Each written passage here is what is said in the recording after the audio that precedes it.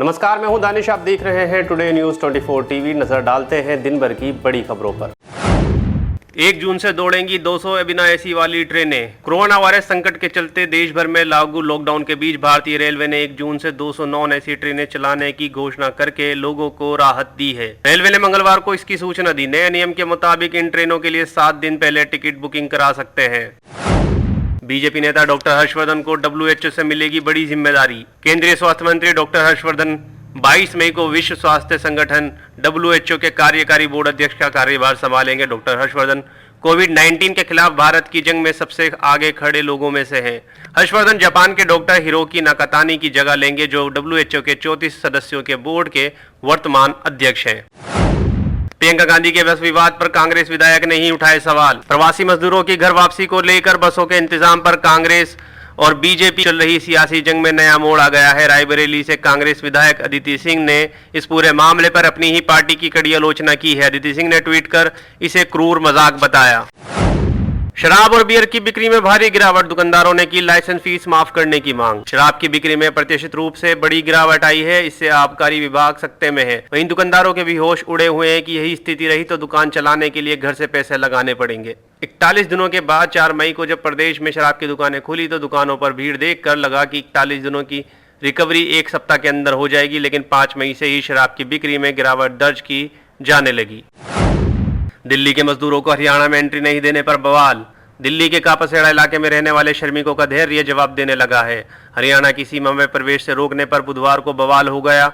गुरुग्राम के उद्योग विहार इलाके में जाने देने से रोकने पर मजदूर पुलिस पर भड़क गए। गुस्साई भीड़ ने पुलिस पर पथराव किया।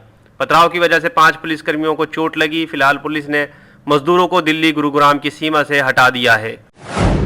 100 बसें लेकर नोएडा पहुंचे कांग्रेसी नेताओं पर FIR। उत्तर प्रदेश सरकार और कांग्रेस के बीच बसों को लेकर विवाद थमता नजर नहीं आ रहा है। अब नोएडा में कांग्रेस प्रदेश अध्यक्ष पंकज मलिक समेत 20 से अधिक लोगों पर मुकदमा दर्ज किया गया है। उन पर लॉकडाउन नियमों का उल्लंघन करने का आरोप है। कल ही कांग्रेसियों ने नोएडा में 100 बसों के लिए इकट्ठा किया था, जिसे पुलिस ने रोक दिया। 15 साल की लड़की साइकिल पर घायल पिता को बिठाकर गुरुग्राम से पहुंची बिहार। एक 15 साल की लड़की ने साइकिल पर पिता को बिठाकर गुरुग्राम से बिहार तक का सफर किया है। करीब 1 हफ्ते तक पिता को पीछे बिठाकर साइकिल चलाने के बाद लड़की बिहार के दरभंगा पहुंच गई।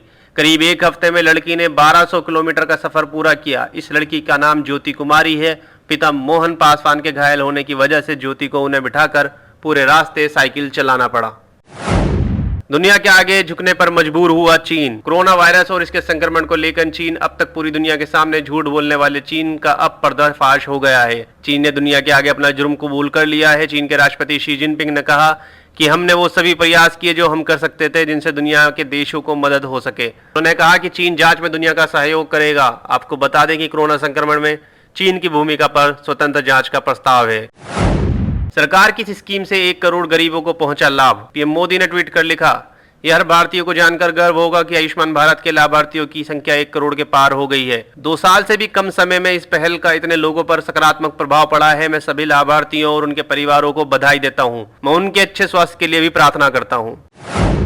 देश में कोरोना की अब तक सबसे बड़ी उछाल। लगातार बढ़ रहे हैं मामले। भारत में कोरोना वायरस की एक दिन में अब तक की सबसे बड़ी उछाल देखने को मिली है। 24 घंटे में कोरोना वायरस से 5611 मामले सामने आए हैं और करीब 140 लोगों की मौत हुई है। बुधवार को जारी केंद्रीय स्वास्थ्य मंत्रालय के आंकड़ों के मुताबिक देश भर में कोरोना वायरस के मामले बढ़कर करीब 1,06,750 हो गए हैं। कोरोना से अब तक 3,300 लोगों की मौत हो चुकी है। कोरोना के कुल 1,06,750 केसों में से 61,149 एक्टिव केस हैं। वहीं 42,297 लोगों को अस्पताल से छुट्टी मिल चुकी है या फिर वो ठीक हो चुके हैं। देश और दुनिया की तमाम खबरों को जानने के लिए जुड़े रहें हमारे साथ। सब्सक्राइब करें हमारा चैनल टुडे न्यूज़ 24 टीवी। धन्यवाद।